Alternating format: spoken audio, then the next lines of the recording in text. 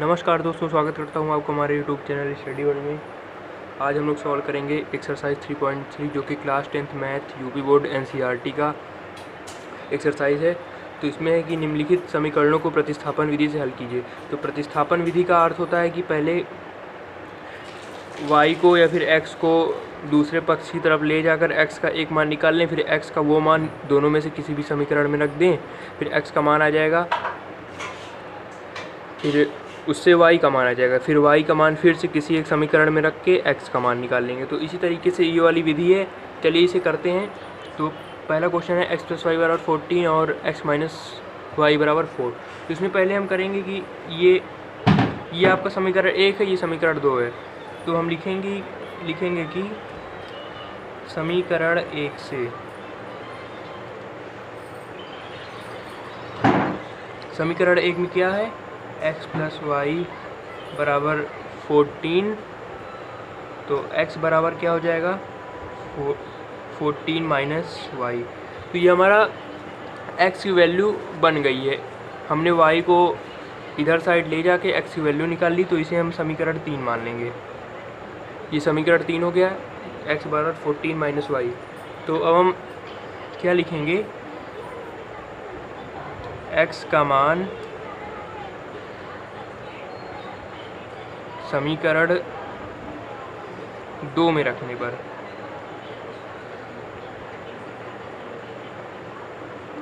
आप 1 या 2 में किसी में भी मान रख सकते हैं। तो हमने समीकरण 2 में रखा है, तो x का मान समीकरण 2 में रखने पर ये हमें मिलता है कि पहले तो x - y = 4 है, तो x का मान हमें 14 - y मिला। तो 14 - y और -y = 4। ये हमने 14 - y को x के जगह पर रखा है। तो जब हम इसे सॉल्व करेंगे तो पहले 14 और y से करेंगे तो -14y हो जाएगा, फिर y को -y से करेंगे तो जब हम गुणा कर देंगे, सॉरी इसमें कोई गुणा भाग नहीं है, इसमें ये ब्रैकेट ऐसे ही लगा है, ये ब्रैकेट हटा देंगे, कोई मतलब नहीं है। 14 - y = 4। तो 14 माइनस प्लस हो जाएगा, 2y = 4। तो -2y = 4 - 14 -2y बराबर हो जाएगा हमारा, 4 में से 14 गए तो -10 होता है, और y बराबर -10 बटा -2 = 5। ये हमारा y का मान 5 आ गया। अब हम y का मान समीकरण 3 में रख देंगे।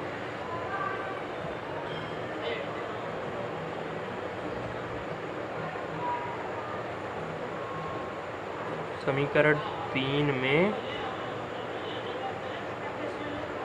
रखने पर, तो y का मान समीकरण 3 में रखने पर देखते हैं हमें क्या मिलता है। x बराबर 14 - y है, तो x बराबर 14 - 5। तो x बराबर 14 में से 5 गए 9। तो हमारा इससे हमारा y की वैल्यू 5 आ गई और x की वैल्यू 9। तो यही इस समीकरण का हल है। आप इसके नीचे लिख देंगे, अतः x बराबर 9 और y बराबर 5। तो ये हो गया। अब इसी तरह अगला क्वेश्चन है,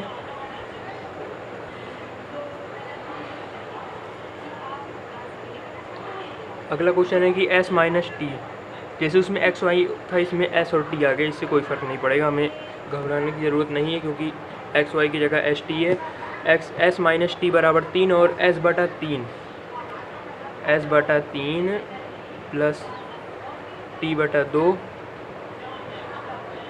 = 6। ये समीकरण 1 दिया है, ये समीकरण 2 दिया है।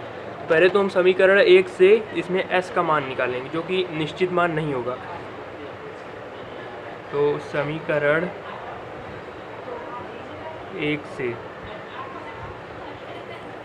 s - t = 3 दिया है समीकरण 1 में, तो s बराबर हो जाएगा 3 + t। ये हमारा बन गया समीकरण 3।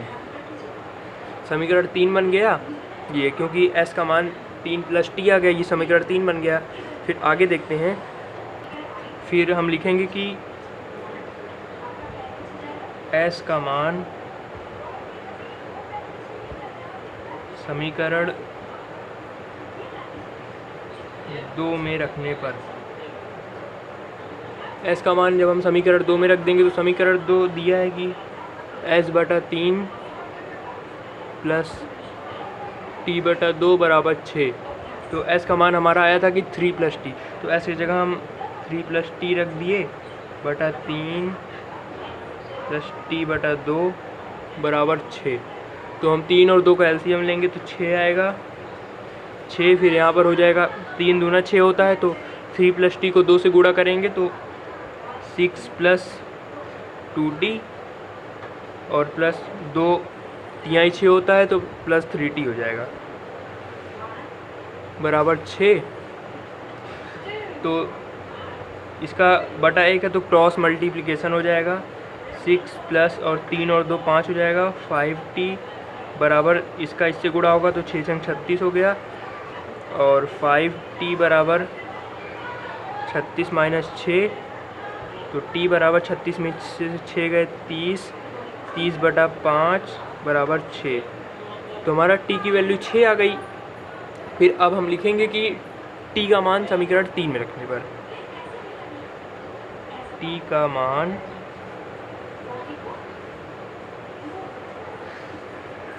समीकरण 3 में रखने पर, समीकरण 3 हमारा प्राप्त हुआ था कि s बराबर 3 + t, s बराबर 3 + t, तो s बराबर 3 + 6 हो जाएगा, s बराबर 9।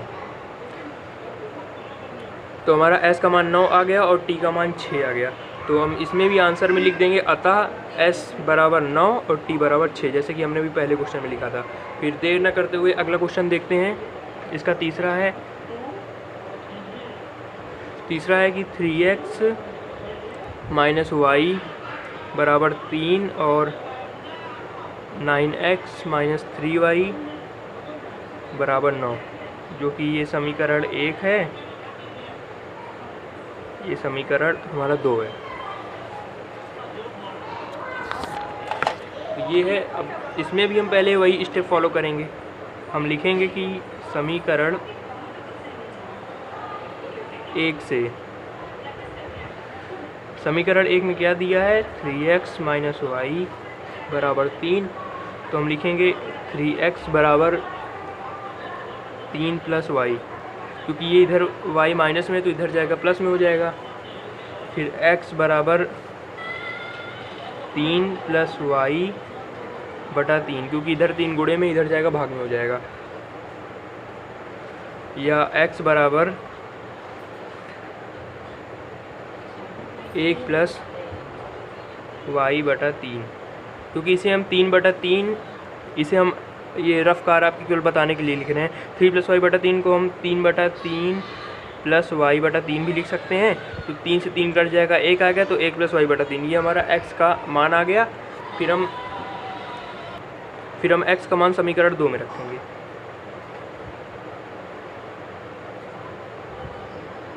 x का मान केवल 2 लिख दे रहे हैं, 2 में रखने पर इसे हम समीकरण 3 मान लेंगे, जो x बराबर 1 + y/3 आया है। तो जब हम x का मान समीकरण 2 में रखेंगे तो क्या हो जाएगा, समीकरण 2 है 9x - 3y बराबर 9, तो 9, ये पूरा x का मान हम ब्रैकेट में लिख देंगे, क्योंकि 9 और x में गुणा है, तो 1 + y बटा 3 - 3y बराबर 9। फिर जब उसमें हम 9 को 1 + y बटा 3 से गुणा करेंगे तो 9 का पहले 1 से हो जाएगा, तो इसमें हो जाएगा कि 9, फिर 9 का y बटा 3 से होगा तो 9y बटा 3, और -3 का -3 ही रहेगा, तो -3y बराबर 9। तो 3 और 1 का एलसीएम 3 ही होता है, इधर 1 है तो 1 × 3 तो 9 × 3 = 27 प्लस 9y - 3y हम बटा 1 भी कर सकते हैं, बराबर 9।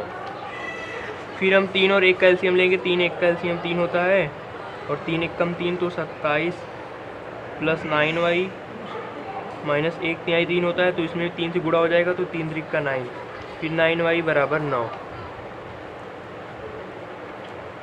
तो इधर हम देख रहे हैं प्लस 9y माइनस 9y, तो प्लस माइनस माइनस हो जाता है तो ये दोनों कैंसिल हो जाएगा और बचा 27/3। तो 27/3 को हम जब काटेंगे, पहले बचा 27/3 बराबर 9, तो 27/3 को हम काटेंगे तो 9, तो यहाँ पर तो 9 बराबर 9 आ गया। यानी कि इसमें इस तरीके से आ रहा है, कोई एक्स वाई का वैल्यू नहीं आ पा रहा है, तो इसका मतलब है कि इसका अनंत हल होंगे। तो हमने आपको जिसमें पहले बताया था कि A1 A2 B1 B2 जो रिलेशन था, यदि किसी में इसमें अनंत हल होगा तो इसमें यदि हम x का मान कुछ रखेंगे तो y का मान कुछ आएगा। इसमें ऐसे इसका सॉल्व आप एक सॉल्व इसका मतलब ला लीजिएगा, जैसे x का मान आप 1 रख दीजिएगा तो y जो भी आए वही 2 ठोस के हल हो जाएंगे। तो इसमें यही है, इसका कोई एक हल नहीं होगा, इसके अनंत हल होंगे। तो इसमें ऐसे ही कीजिएगा। तो चलिए अगला क्वेश्चन देखते हैं आगे। तो घा है या चौथा नंबर है कि 0.2x प्लस 0.3y बराबर 1.3। समीकरण 1 0.4x प्लस 0.5y बराबर 2.3। समीकरण 2 हो गया। तो इसमें पहले हम लिखेंगे कि समीकरण 1 से, समीकरण 1 में क्या दिया है, 0.2x प्लस 0.3y बराबर 1.3। 0.2x बराबर हो जाएगा 1.3 माइनस 0.3y, 0.3y इधर हो जाएगा।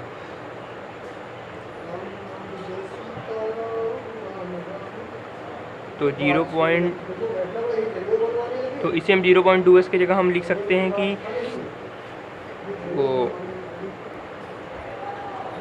2x/10, क्योंकि 0.2 को 2/10 भी लिखा जा सकता है। तो और x से गुणा है तो 2x/10 हो जाएगा बराबर 13/10 माइनस 3y/10। तो ये हो गया। फिर हम इसी जैसे 2 से काटेंगे तो 5 आ जाएगा, तो x/5 बराबर 10 और 10 से मिल जाएगा। 10 और 10 का एलसीएम 10 ही होता है, इसलिए फिर यहाँ पर 13 माइनस 3y हो जाएगा।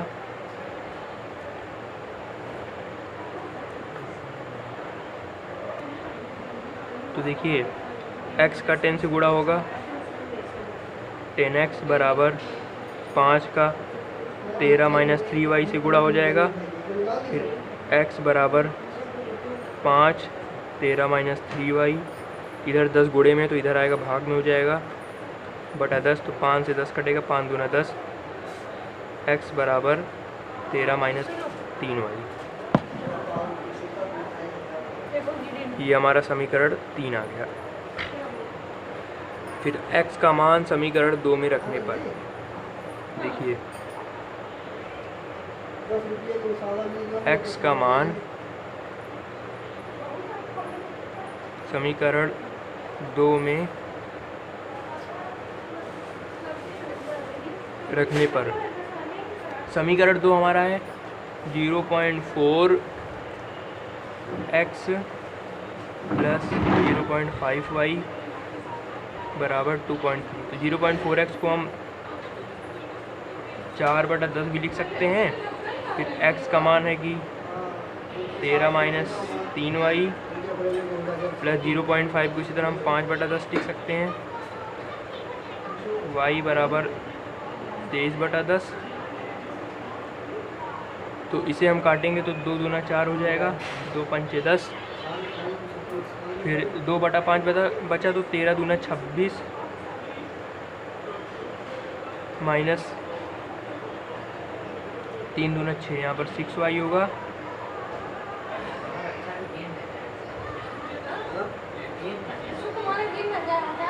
तो एक चीज़ के लिए सॉरी, यहाँ पर x का मान अपॉन 2, 13 माइनस 3y बटा 2 आएगा, क्योंकि यहाँ पर 2 से कटा थी, हमने ध्यान नहीं दिया था, सॉरी इसके लिए। तो यहाँ पर हम बटा 2 लिख देंगे, तो 5 दूना 10 हो जाएगा, प्लस ये भी कट जाएगा, 2y बटा 10 बराबर 23 बटा 10। तो देखिए यहाँ पर 10 और 10 सेम है, तो minus 6y plus 2y, minus 6 में से जब 2 घटाएंगे तो आ जाएगा यहाँ पर, तो सॉरी उसमें लगता है कुछ गलती हो गई थी, तो हम देखते हैं फिर से इस स्टेप से। क्या था, x का मान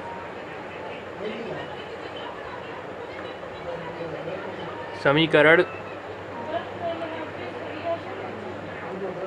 2 में रखने पर तो क्या हो जाएगा, 0.4 था, तो 0.4 को हम देखिए यहाँ पर 0.4 को हम 4/10 लिख सकते हैं। फिर 4/10 को जब काटेंगे तो 2/5 आ जाएगा, इसलिए हम डायरेक्ट 2/5 लिख दे रहे हैं, अपॉन x का मान 13 माइनस 3y बटा 2 ये आया था, फिर प्लस 5/10y, क्योंकि वहाँ पर 0.5 था, इसलिए 0.5 को हम 5/10 भी लिख सकते हैं। तो 5/10y बराबर 23/10। फिर यहाँ पर ये दोनों को हम गुणा करेंगे तो 13 दूना होता है 26 माइनस 3 दूना 6y बटा 5 दूना 10 प्लस 5y बटा 10 बराबर 23/10। तो हम इसमें देख रहे हैं कि 10-10 सेम है, तो हमें 5 और 10 को काटने की ज़रूरत नहीं है, आसानी होगी। तो 10 को हम 10 और 10 का एलसीएम 10 हो जाएगा, तो 10 का number 10, 26 minus 6y plus 5y बराबर 23/10। तो माइनस 6y से में से प्लस 5y जाएगा, तो माइनस y बचेगा, 26 माइनस y बटा 10 बराबर 23/10। तो ये हो गया। फिर 26 ये क्रॉस मल्टीप्लाई जब हम करेंगे तो 26 धामा 260 माइनस 10y बराबर 230 माइनस 10y बराबर 230 माइनस 260। तो माइनस 10y बराबर 230 में से 260 गया होता है माइनस 30, तो y बराबर माइनस 30 बटा माइनस 10 बराबर 3, तो y बराबर 3 आ गया। फिर इसी तरह y का मान जो हम समीकरण 3 में रख देंगे,